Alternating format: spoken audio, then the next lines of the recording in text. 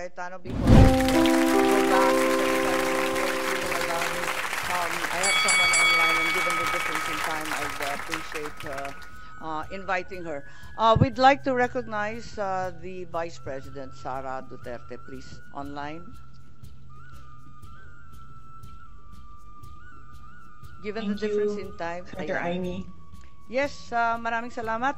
At kung pwedeng ipaliwanag lamang ng ating Vice Presidente kung bakit sinasabi ninyo na kidnapping or extraordinary rendition ang sinasabi.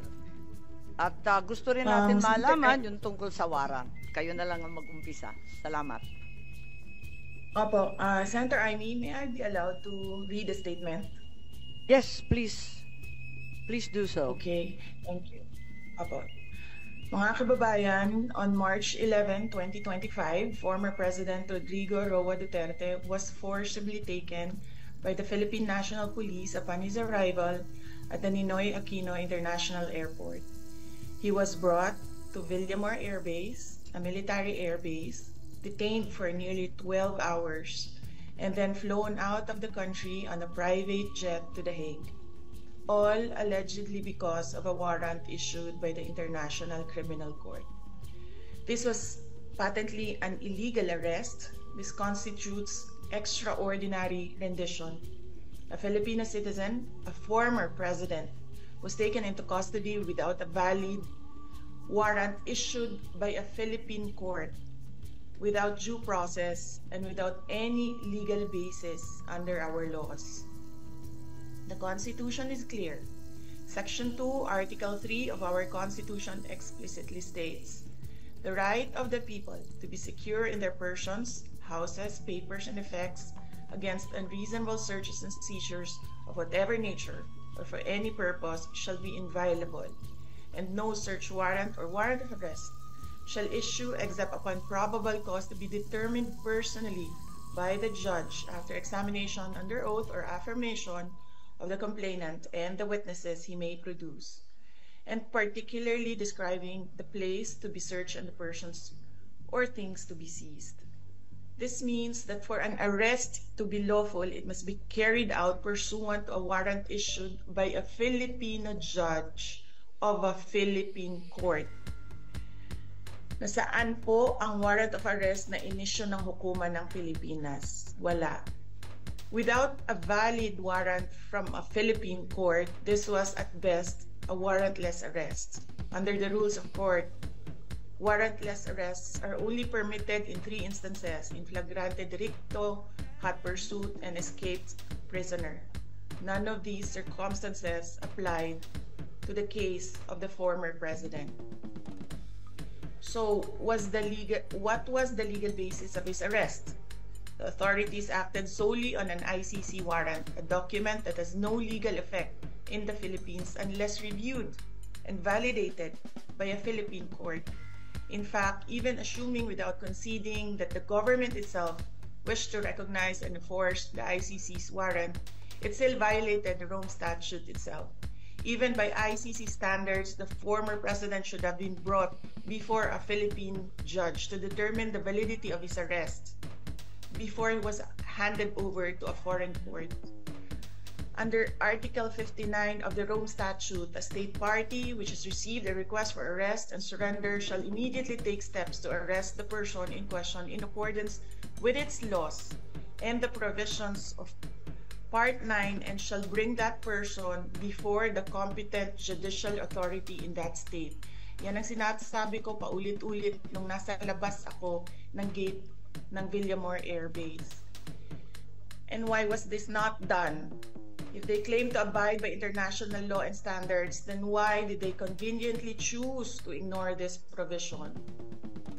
The fact remains that we are no longer a state party to the Rome Statute. We are no longer a member of the ICC. In fact, in a letter dated December 15, 2023, the President himself wrote to me, with respect to your concerns, legal or otherwise, on the investigation to be conducted by the International Criminal Court into the previous administration's war on drugs, I remain steadfast in my resolve that the jurisdiction of the ICC over the Republic of the Philippines after the effectivity of its withdrawal therefrom is very much in question. To this end, this government will not assist the ICC in any way, shape, or form. So if the government itself has declared non-cooperation with the ICC, why did the PNP violate this very policy and enforce a foreign warrant? Even granting for the sake of argument that we have some duty to cooperate with either the ICC or Interpol, does that duty override the fundamental rights of every Filipino enshrined in our Constitution? What happened on March 11, 2025 is not just about one man. It is about all of us. It is about the country. If a former president can be taken without due process, what stops them from doing the same to any other Filipino? Therefore, we must dare to ask more questions. Under whose authority did the PNP act? Why did they enforce a foreign warrant without the Philippine court order? Why didn't they at least bring PRRD before a judge, as required by the Rome Statute itself? Even more disturbing is the silence of the armed forces of the Philippines. Why did the AFP stand idly by while a former commander-in-chief was taken from a military base under questionable circumstances? How could they allow a foreign tribunal to override on our constitutional guarantees? We have now lost a former president. I pray that we do not lose the country next. Your Honor, Senators Cayetano and Marcos and other senators present, alam naman natin lahat at alam nila na mali ang ginawa nila. Ginawa nila yun just to demolish political opponents. This is all about politics. The administration is using government resources, the ICC, to demolish the opposition. Wala na tayong argument. Mali ang ginawa.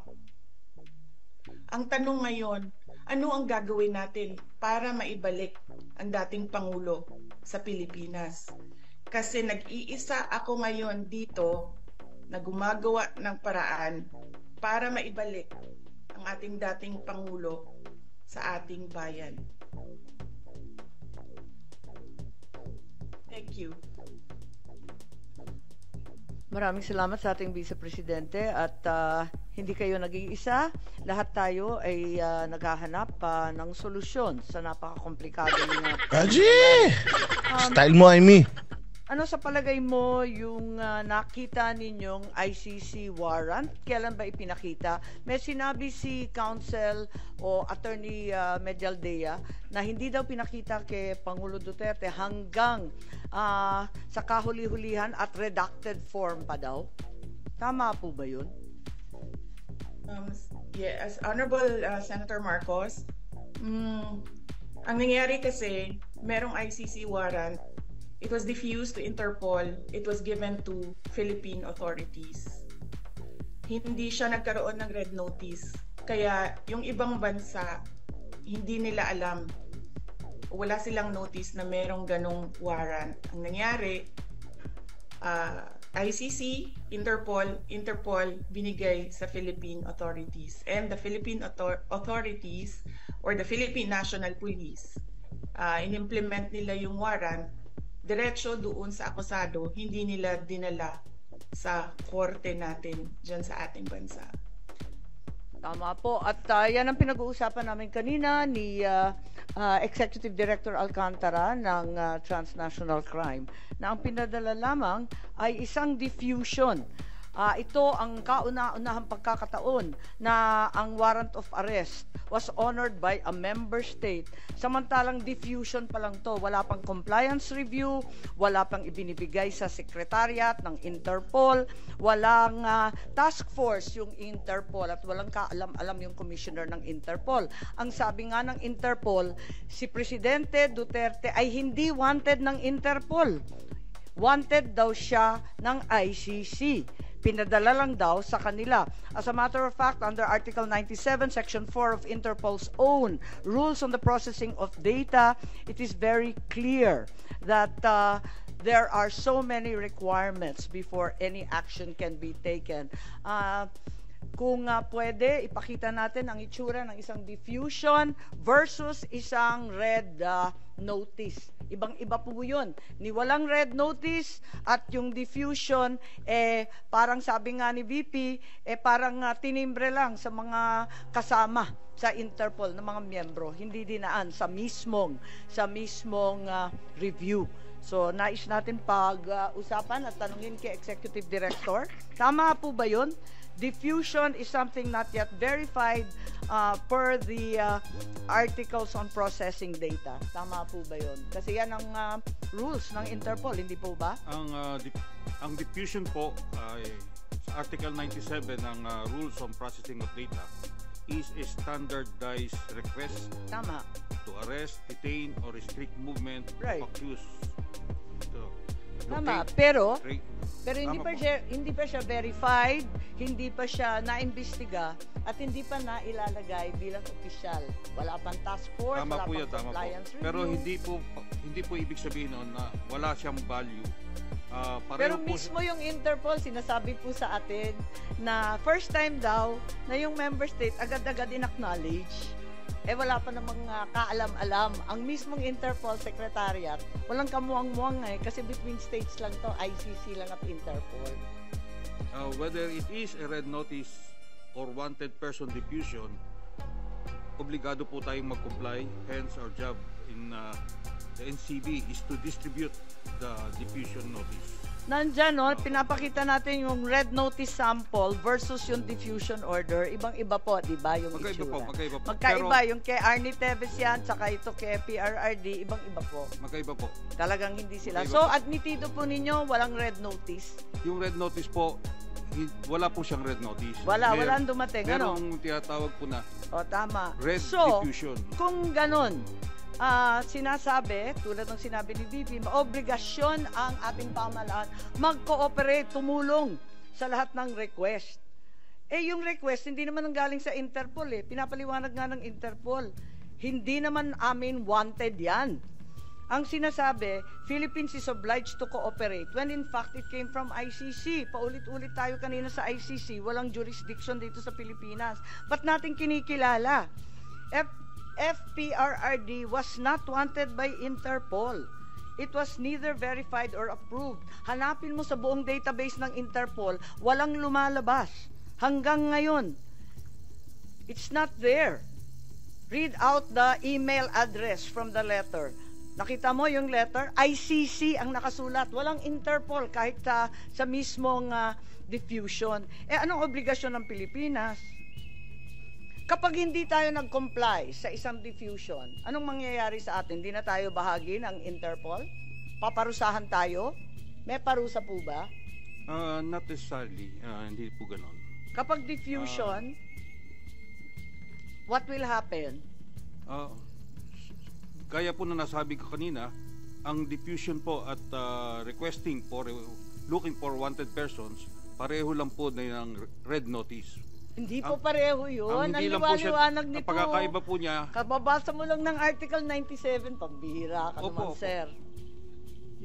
may pagkakaiba nga po kaya kasi nga. yung red notice has to be processed by the Pero di ba yung kay notices. Congressman Arnie Teves, red notice na. Ayan, dinadaan pa rin sa proseso ng maliit at mahirap na bansa katulad ng Timor-Leste. Ayaw pa rin nila pumayag.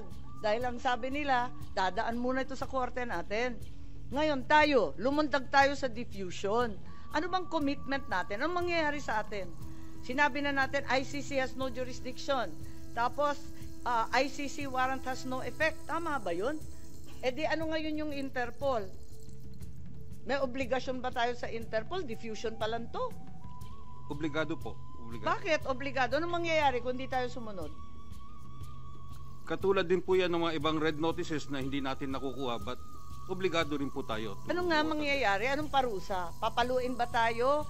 Tatanggalin ba tayo sa Interpol? Iisnabi na tayo ng buong kapulisan ng buong mundo? hindi ko po masasagot yung gagawin ng Interpol sa atin. But masasabi ko po we have to comply with both the diffusion and the red notice. You have to. We need to. At we the need risk to. of what sanction? We need to. Ayan po yung we Okay. exert our maximum effort to comply with those requests. Nakakagulat lang po dahil kasi eto nga may obligasyon daw pero diffusion lang to at sabi ng Interpol first time daw nga nila na diffusion pa lang lumundag na at inaresto na kagad. Pero parang hindi naman to biglaan kasi General Marbil may memo kayo ng March 10, di po ba? May memo kayo sa kapulisan na mag-mobilize na agad-agad. Libo-libong pulis ang pinamobilize kahit hindi pa ninyo alam na may warrant. Sabi ninyo, hindi ninyo alam Asan yung memo? Nariyan kanina, di ba? Aalala po ba ninyo yung memo na yan? But anyway, ma'am, Hindi, yung memo, tama po ba yan o mali yung binigay sa amin? 10 po ang nakasulat na date. Tama po ba yan? Ay na, tanghod yung mga aso. ma'am, tama po yan, no? Madam Chair, no?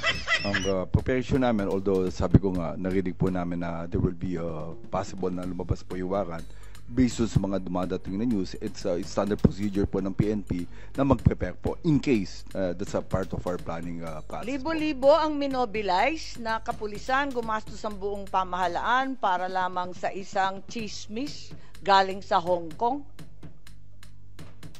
Sabi po ni Secretary John Vic na chismis lang naman ang umabot sa kanila, hindi naman sila nakatanggap ng anumang katibayan Ma'am, it's a standard, Madam Chair, it's a standard procedure ng Philippine National Police kay chismis so hindi, we have to prepare and plan kung ano pong mangyayaring eventualities po. 7,000 po base sa chismis. Wala kayong alam. No, we don't have any record na 7,000. I believe Yun ang it, pinagmalaki sa dyaryo. Hanggang dyaryo lang naman kami.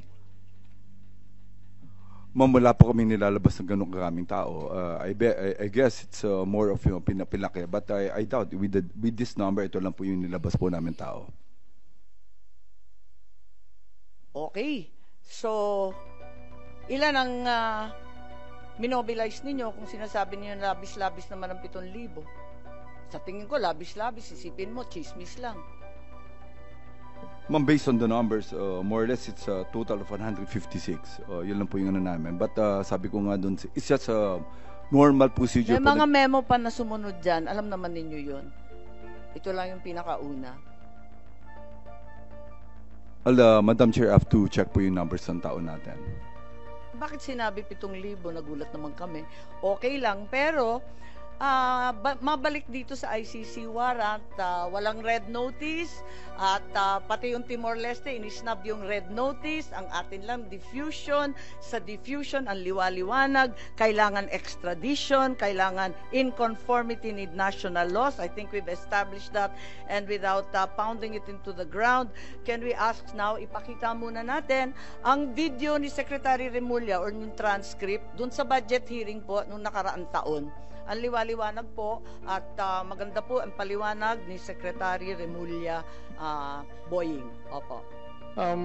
But when it comes to them going into the country, kung gusto nila pumasok dito upang manghuhuli at magpasagawa ng warrant na kanila pong na-issue po siguro ng ICC pagdating ng panahon, kailangan po itong dumaan sa ating court system. Ito po ay kinakailangan ng isang action to enforce a warrant, action to enforce a judgment. Kailangan po dumaan yan sa ating court system. Kaya hindi ho namin pakikialaman kasi yan po trabaho ng Interpol kung talagang gusto nilang habulin yung tao na nasasaktal. Yung sabihin natin, nag-issue po ng warrant of arrest ng ICC, gusto mong enforce ng Interpol dito, pero para ho ito ay matuloy at hindi ho magkaroon ng kasuhan, kinakailangan pumunta muna sila sa korte natin.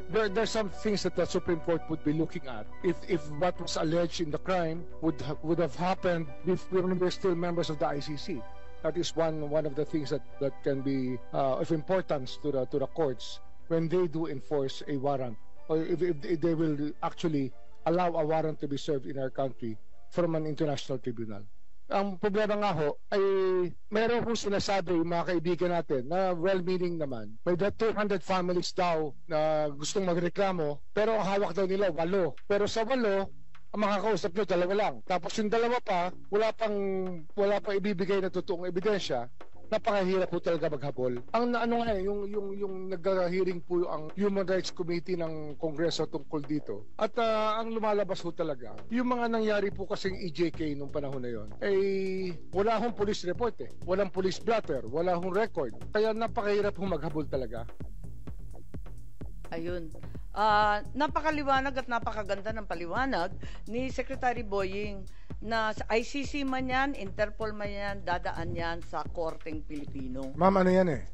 Ang general rule talaga, pag may foreign judgment, you have to enforce it in court. However, ito hong nangyaring ito, ang ginamit po namin dito, Section 17 ng Republic Act. 9851. 9851. Pwede ko mong basahin, ma'am? Can I read the provision I think into you the can record? put it on... Into the record? But may I read it into the record, ma'am? Thank you. In the interest of justice, in the interest of justice, the relevant Philippine authorities may dispense with the investigation or prosecution of a crime punishable under this act if another court or international tribunal is already conducting the investigation or undertaking the prosecution of such crime. Instead, the authorities may surrender or extradite suspected or accused persons in the Philippines to the appropriate international court, if any, or to another state pursuant to the applicable extradition laws and treaties. That is Section 17 of Republic Act 9851. So Yes. ito pa yung option na sinasabi ko kanina. Yes, at yan yung pinag-uusapan natin kay Attorney Medina. Baka ibig ninyo mag-comment kasi mahaba po yung sinulat ninyo tungkol dyan. 9851, Section 17, at saka si Senator Cayetano. Unahin po natin na unang ma-recognize si Attorney Medina lang po. Lahat tayo, kabisado natin yung 9851, alam natin yung Section 17, para rin yung Rome Statute, Article 59, sa panahong to na memorize na nating lahat. Attorney po. Thank you for the opportunity, Madam Chair. And with all due respect to our hardworking, brilliant Secretary of Justice, I beg to disagree purely on legal grounds. Again, doctrine of constitutional supremacy. Whatever right that is granted by the Constitution cannot be diminished or be in derogation, cannot be diminished or lessened or stripped away by any statute. So if the Constitution guarantees that if a person is to be expelled from the Philippine territory by whatever means, a lawful order of the court is required. That grant that grant of the Constitution, that protection of the Constitution, cannot be lessened by any statute. So that, in that case, 9851. So we have to interpret 9851 in accordance with the broad protection of the Constitution, which means that if you will surrender without judicial proceedings, that would be a violation. So there will be only a very narrow instance, there will be limited instances when surrender can be valid without judicial process. Yun lang po. Maraming salamat.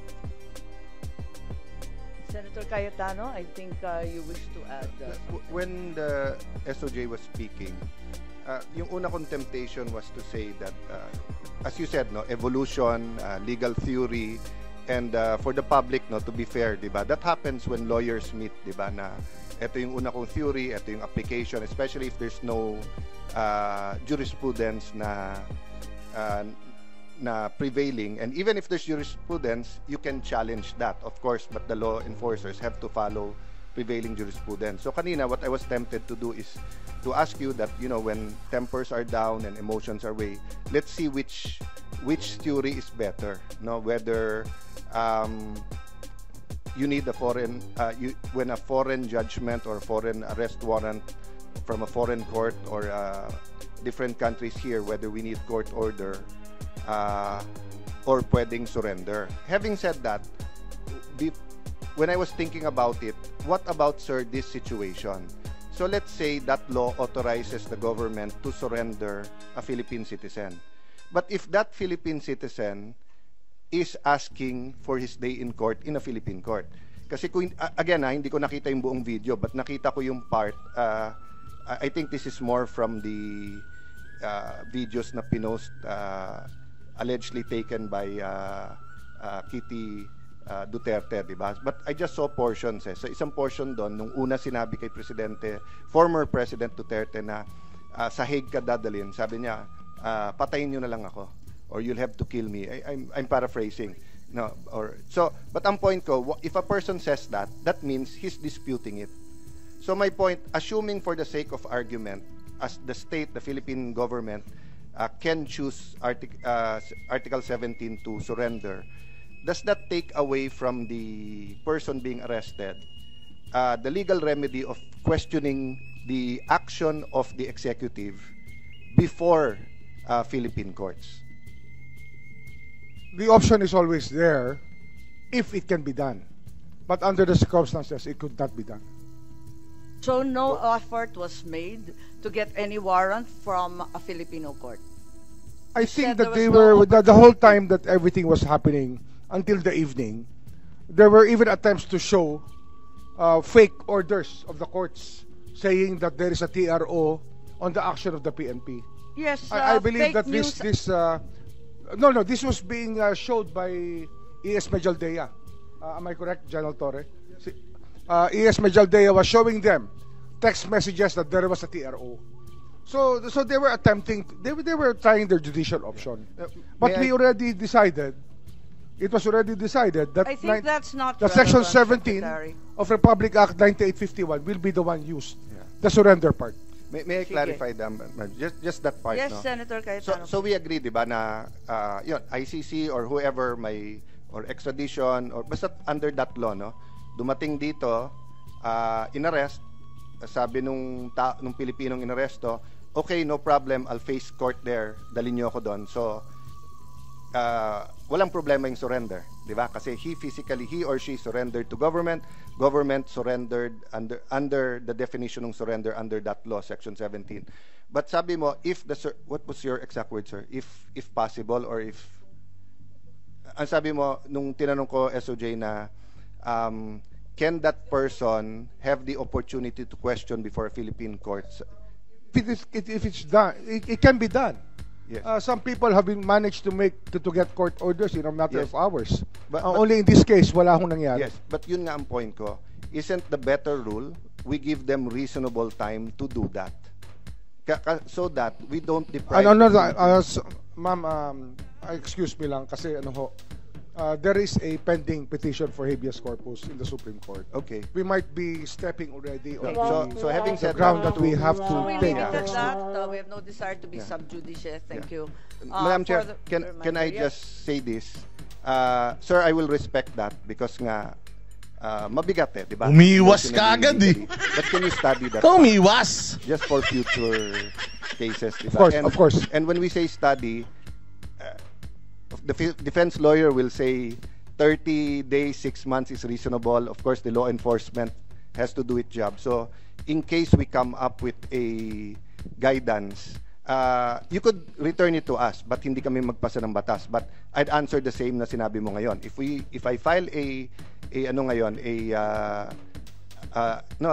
draft bill defining that, baka sabihin ng court, see, you admit na pwede pala. So I also don't want to somehow interfere or influence the Supreme Court in this decision. But may I just put it at your table na ano yung reasonable for a Filipino citizen to go to court in case nga this happens. And it's valid nga kasi nga if the ICC issues whether it's Senator Bato or any of our generals or any member of the AFP, I'd like them to be able to go to court to question whatever identity, validity of etc. Maybe, Your Honor, we have to look at the perspective of how long this took for the ICC to come up with a warrant. This did not happen overnight.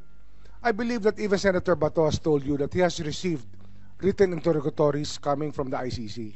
He's being given his day to explain whatever side he has on the ICC controversy. Kaya nga. Senator Bato himself has answered that. I'm sure the former president was given the chance by the ICC. I mean, I don't think that 125 countries would agree to bully somebody and not give him a chance to explain. I think that it goes beyond convention that we will allow this to happen. Yes, Secretary Chair. and Senator Cayetano. I think I'd like to agree to disagree with you on that part. No, kasi yung questions ko later on are factual. Kasi if you look, I don't know if it was the Solgen, we asked the ICC to pause, to stop diba? And number two, iba kasi yung sa akin na mag-explain ka sa Philippine court at mag-explain ka doon. And lastly, sir, I get your point, 125 countries. But President Trump, the US President, just said na panay politika ang ICC, sinanction niya and everything. So, I can also make the same agreement. US is the greatest country in the world, next to the Philippines, of course. The US is the land of the free. The US ganyan. So, if the US thinks the ICC. So, I'm respecting your opinion na fair ang ICC, 25, etc. No? However, yun nga ang point ko. The President is almost 80 years old.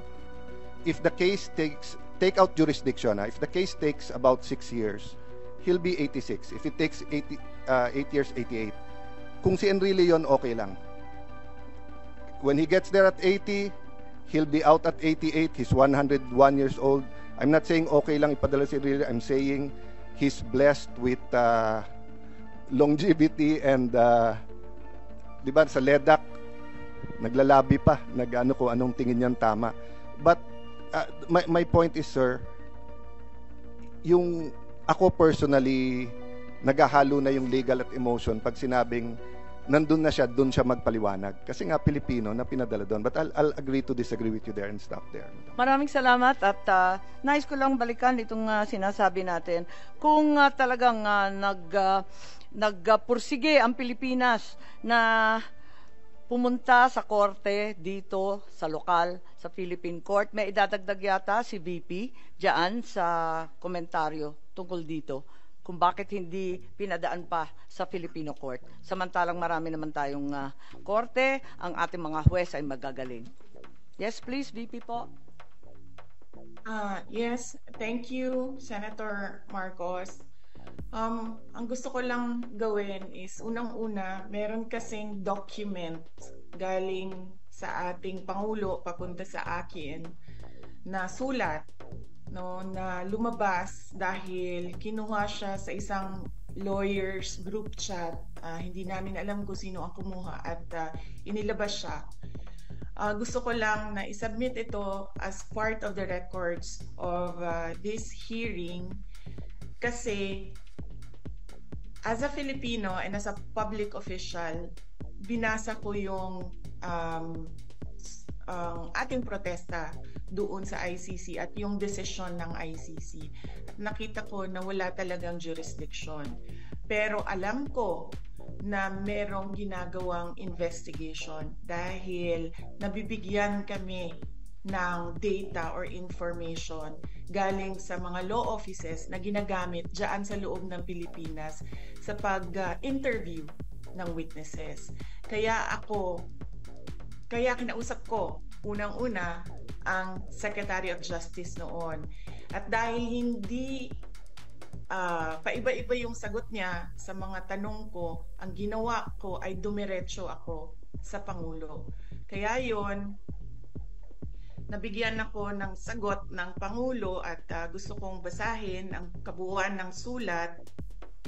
Nakalagay dito, Dear Vice President Duterte, this is reference to your letter of 4 December 2023 as well as similar letters sent to members of the Cabinet, namely Secretary Jesus Crispin C. Remulla of the Department of Justice and Solicitor General Menardo Guevara on even date.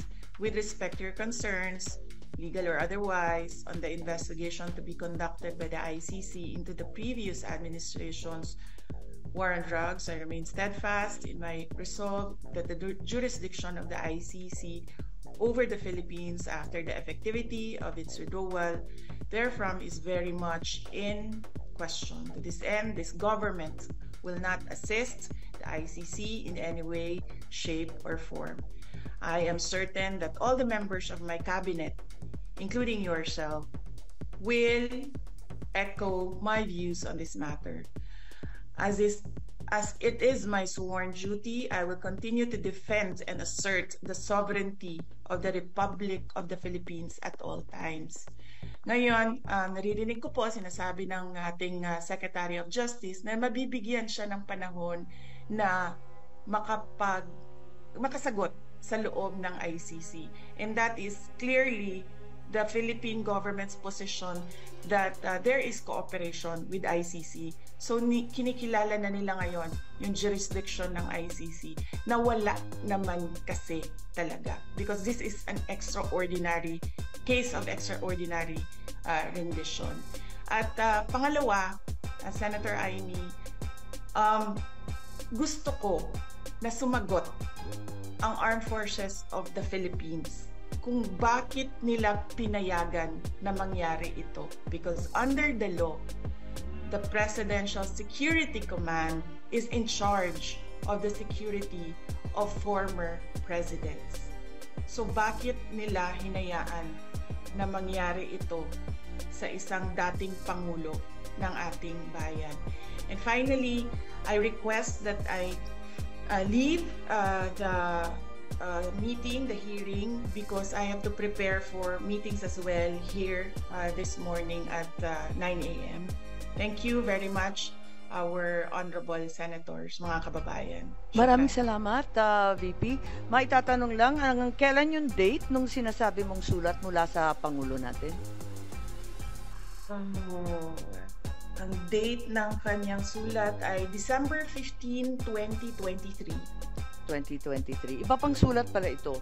At maraming salamat at hihingin natin ang sagot ng ating AFP tungkol sa PSG at yung okasyon sa Villamor. Maraming salamat, VP. Kung may mga iba pang mga hearing, sana makadalo ka rin.